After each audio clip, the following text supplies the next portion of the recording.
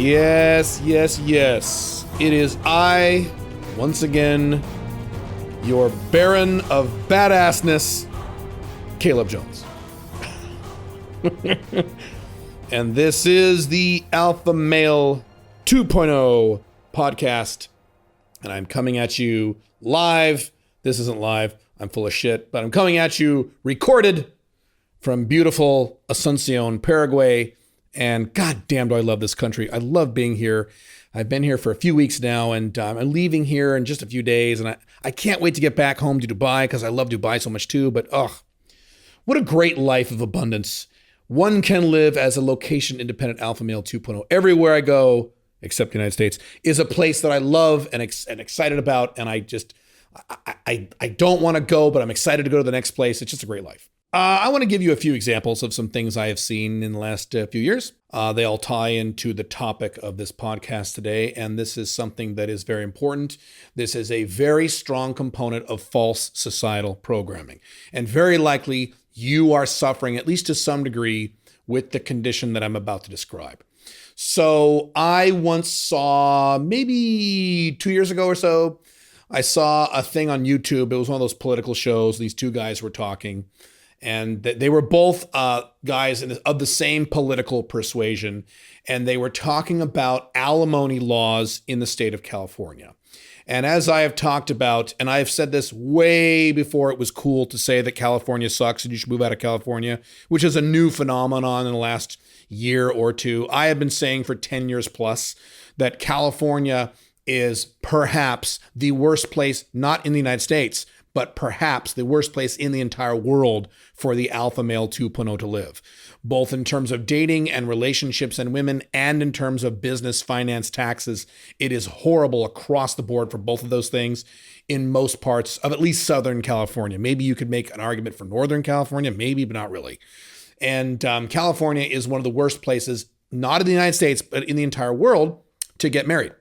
And the reason for that is, there are many reasons, but the big reason for that is, when you get legally married in the state of California, if you get divorced and the marriage has lasted longer than 10 years, you are forced at gunpoint to pay alimony to that woman for the rest of her life.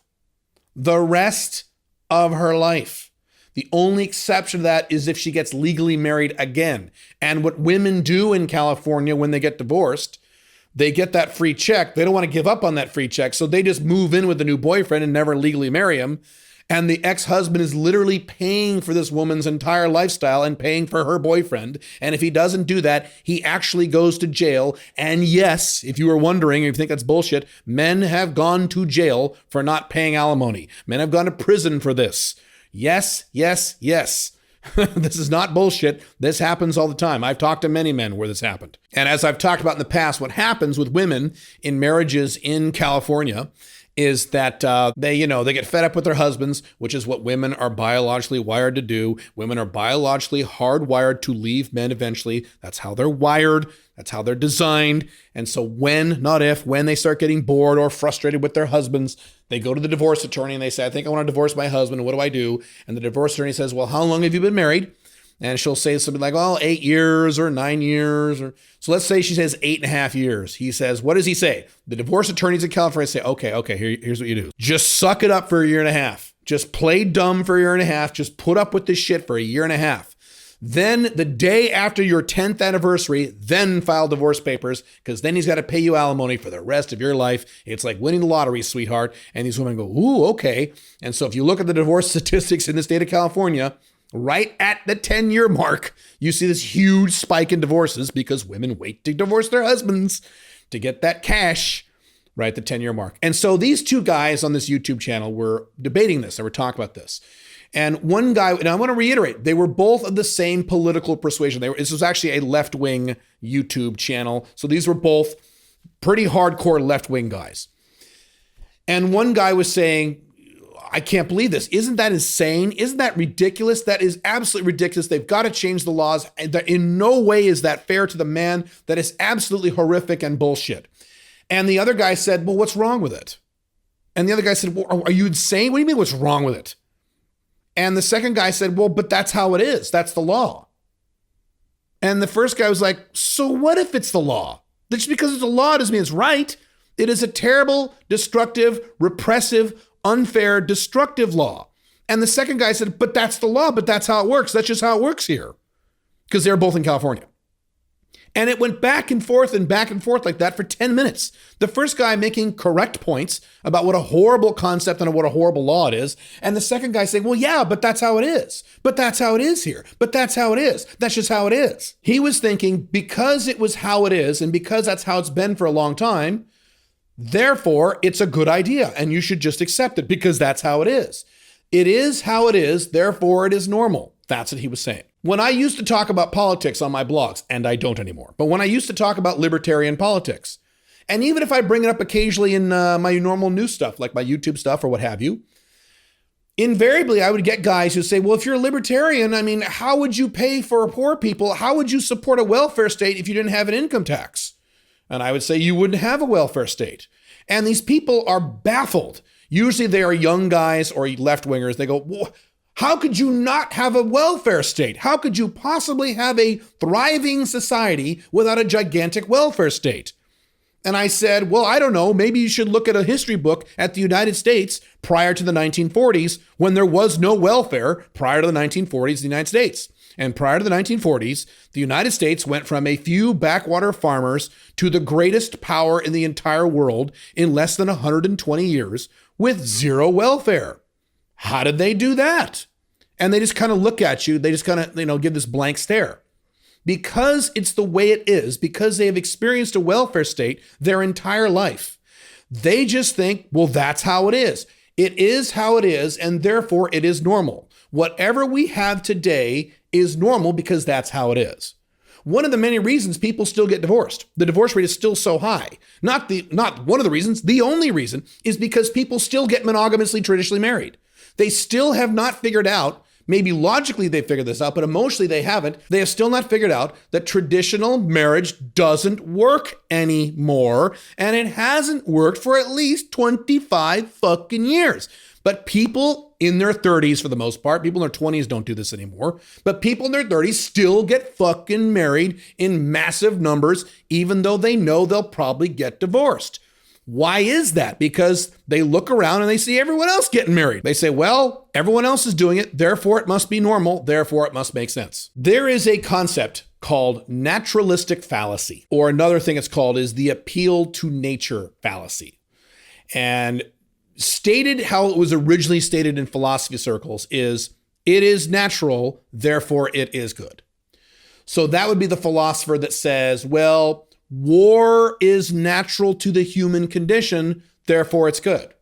So millions of people killing millions of other people, that's part of the human condition, therefore it's good, because it's natural, right? Now, as time has gone on, naturalistic fallacy has morphed into something slightly different, and that is basically this. It's like this, therefore it makes sense. So for example, I wrote an article a while back on my blogs analyzing all the tax numbers the typical American pays. And the typical American pays anywhere from 51 to 70% of his entire income in some form of tax, either a tax he sees or a tax he does not see. And Americans today have lived with that system their entire lives. So they just say, yeah, we are taxed at 50 to 70% of our income, therefore it makes sense. I've had Americans tell me this. How else would you support a country without paying 50% income tax? And to them I answer, well, you might want to check out Hong Kong. Hong Kong was, before its recent problems, the number one economy in the world. And for most of its existence, it had a flat tax of about 15% or less, with superior schools to the United States. How do you explain that? And these people just go, what? Huh? Because they've convinced themselves it's like this, therefore it makes sense. We've been doing this for a long time, therefore it makes sense. You know, when I turn 32, I better go settle down with a woman because that's what everyone else does. It's like that, therefore it makes sense. You know, when I start dating a woman, I better stop fucking all other women and she better stop fucking all other men because that's what other people attempt to do. They don't actually do it, monogamy doesn't work, but that's what they attempt to do. It's like that, therefore it makes sense. I am here to tell you that much of what you think makes sense, that is the current norm in today's society, doesn't make any sense at all. I could go on and on and on with examples. Well, every presidential election, we have our choices between one big government warmongering corporatist and another big government warmongering corporatist. That's how it is. Therefore, it makes sense. How else would you run a country? How else could you vote for a president? It is how it is. Therefore, it must make sense. No. Much of today's society, certainly much of modern Western collapsing society, is built around norms that don't make any fucking sense at all. The only reason you think they make sense is because you look around and everyone else is doing them. Not because they make sense. It's because everyone else is doing them and they've been doing them for a long time. It's not because it makes sense. Most things normal people do in normal society don't make any sense. J. Paul Getty, one of the first American millionaires, and frankly, he was actually a multi-billionaire if you adjust his riches for inflation. He's back in the 19-teens, 1920s. He wrote a really good book called How to Be Rich, a really good book. Anyway, he was being interviewed by a journalist, and he ended up with a famous quote out of it. The journalist said, "Hey, Mr. Getty, could you please tell me what is the one thing I can do? The one thing a normal person can do to get really, really rich." I'll never forget this. This is a quote that I've kept in my mind for years. I first heard this quote in the early 1990s at a seminar I went to, and I've never forgotten it. And I always remind myself of it because it is so critical to success in life, happiness in life, and Alpha Male 2.0. His answer was, it's very, very simple. Here's what you do. You look at the masses. You look at what normal people do. You examine what they do with their lives. You examine what they do with their typical day and how they live. You look at exactly what they do and do something else. Because he understood naturalistic fallacy. He understood it is like this, therefore it makes sense, is actually false. It is like this, therefore likely it doesn't make sense. What does the typical person do? Go through the typical day of the typical good person. The typical person wakes up at 6 a.m. Why the fuck are you getting up that early? Why the fuck are you getting up that early? Why the fuck is the workday between 8 a.m. and 5 p.m.? Who the fuck decided that? Why does that make any sense? You know where that comes from? I'll tell you where it comes from. It comes from 100 years ago when we were all farmers and we had to get up early to catch the sun. If you work at a fucking office, if you work at a restaurant, if you work at whatever, do you really need to get up that fucking early? No, you don't. But society has told you it is like this, therefore it is normal to get up at 6 a.m. so you can sit in your car. You're going to sit in your car. Now, COVID has changed a lot of this, I understand. But a hell of a lot of people are still living this lifestyle and will continue to live this way. You have to get in your car and you sit in your car for a half an hour, 45 minutes, an hour, hour and a half, 2 hours. California again, my God. You sit in the car for an hour and a half. Jesus Christ. You should go in that morning commute to get to an office. Why the fuck are you doing that? You should work from home. Again, COVID has helped this out a lot. But I was saying 15 years before COVID, as a business consultant, I was consulting with a company. I was saying, you guys don't need to be here in the office. 85% of your fucking employees don't need to physically be here in an office. You don't need to rent this giant office building and pay for all these utilities and air conditioning and computers. Send these fucking people home and have them work from home. Well, we can't monitor them. Yes, you fucking can. There are all kinds of ways with today's technology to monitor them and fire them if they don't play ball. You would save so much fucking money. But anyway, so you have to go to this office, you have to sit in this office, you sit at a job that most people hate. I think the current statistics are 82% of people hate their jobs. So now you're sitting in this fucking job you hate, or at least tolerate, right? You tolerate and you sit there for 8 or 9 fucking hours. 8 or 9 hours? Why is the workday 8 or 9 hours? That's goddamn ridiculous. That's not productive. I'm a productivity consultant. You don't want to work straight for 8 hours. That's fucking ridiculous. Why do we do that? Because way back 100 years ago, we were all working in factories. We had to work these long ass hours. That's not true anymore. Most people today are knowledge workers. They work in fucking offices or on computers. We are not a manufacturing economy anymore, for fuck's sake. So then it wraps up at 5 o'clock or so, or 6 o'clock. Again, who decided this? Who fucking decided this? Stupid. Then you get back in your fucking car and you drive home and you sit in your car for half an hour, hour and a half, right? Then you go, then what do you do when you get home? What do you do when you get home? What does the typical person do when they get home? Well, they probably eat dinner. Okay, fine. And then what do? They watch Netflix, right? They watch Amazon Prime. right? They stick their hand down their pants like Al Bundy, and they sit on a plushy couch and they stare at a screen that makes colors, right? Not a computer screen, not something to better their lives. They just sit there and watch this goddamn screen that, they have a beer, or they play video games, right? They play video games, they grab their controller, grab their little mouse, and they click, clickety click, and they shoot the bad guys, right? Fuck, and they do it for hours and hours and hours and hours and hours and hours and hours and hours, and they go to bed. That's their life. That's how it is. Therefore, what that person is doing must make sense, right? No, that person is doing everything wrong. Literally everything wrong. Literally everything wrong. Everything I just described of that typical day is wrong. Everything I just described is a recipe for disaster for your life. It's a recipe for beta male existence. It's a recipe for being unhealthy physically. It's a recipe for destroying your self-esteem. It's a recipe for destroying your soul. It's a recipe for not accomplishing anything of value in your life. It's a recipe for depression and unhappiness. No wonder so many people are on antidepressant meds these days. No wonder. Fucking no wonder, man. Don't get me even started on, people being addicted to their phones. Don't even get me started on that. What's normal today? These young people, and not young people, people like under the age of 50 maybe, and their faces are stuck in their phones 24/7. Well, it's how it is, therefore it must make sense. No, it doesn't make sense. And I say that as a professional influencer. I'm an influencer, and I take advantage of that culture. Still doesn't make any sense. It's horseshit, all of it. You have things in your mind that are opposed to the naturalistic fallacy. There are things you're thinking of right now where you are thinking, well, that's what everybody does. That's how it is. Therefore, it must make sense. My mom wants it.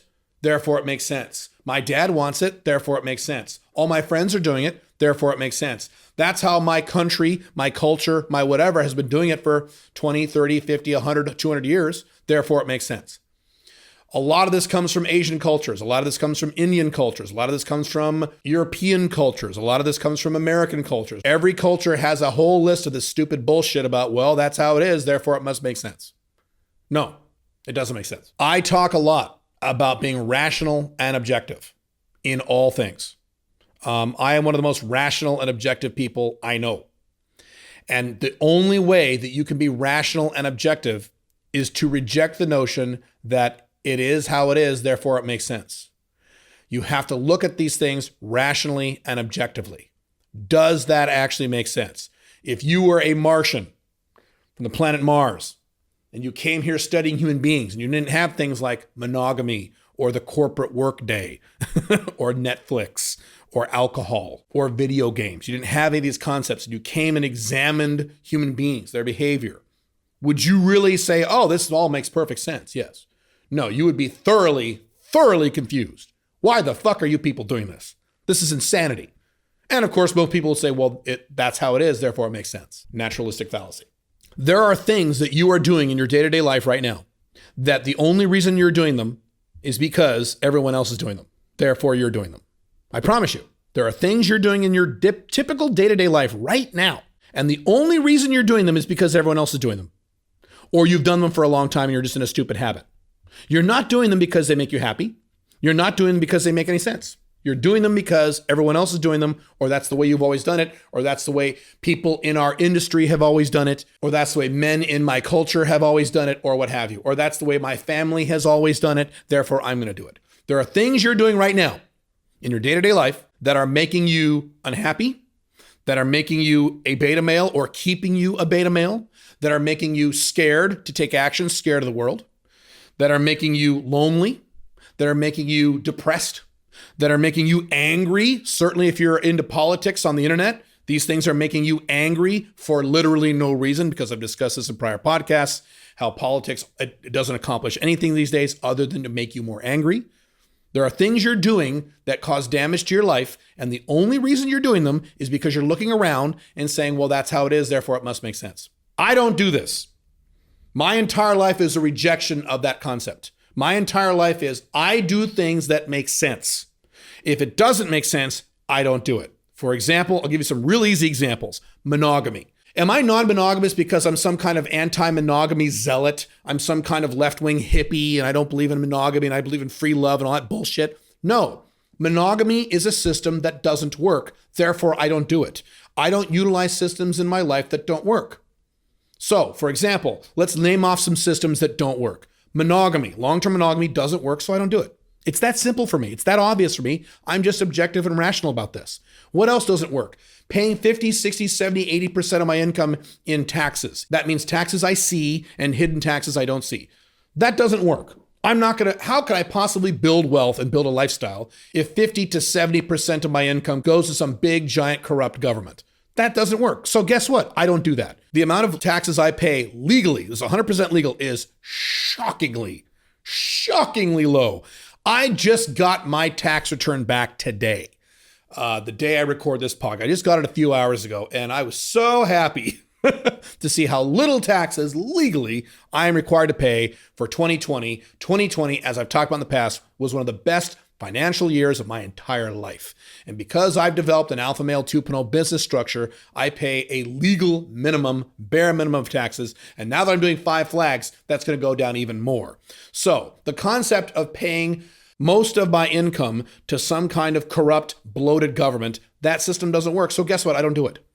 I don't do that. I pay a very small percentage of my income in taxes, which is fine. I'm not an anarchist. I think taxes are fine, but it should be a very low percentage. Yes, obviously I have no problem paying for roads and police stations and an army to protect the borders. That's fine.